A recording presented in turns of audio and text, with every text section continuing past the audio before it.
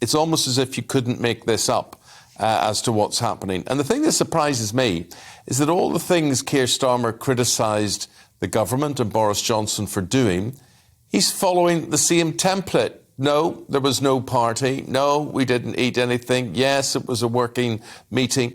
It was exactly the same defence that he poo-pooed when Boris Johnson put it forward.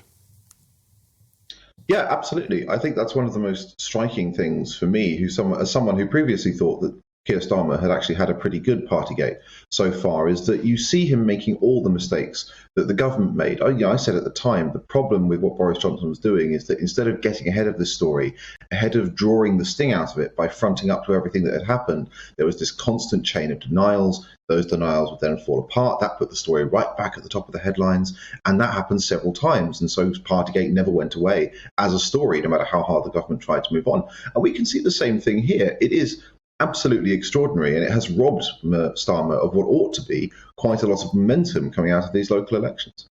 When you say he should have had quite a lot of momentum coming out of these elections, it wasn't a great result for him either. He's clearly rattled by that. And as you say, this leaked memo over the weekend, which appears at least to sink his story.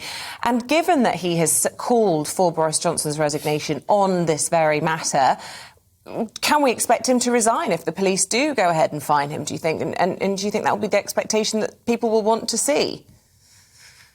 I think if he is fined, it will be extremely difficult, if not impossible, for Starmer to get out of resigning. If he didn't, it would completely destroy his credibility. But the thing to remember is that actually Starmer suggested the Prime Minister should resign for coming under investigation.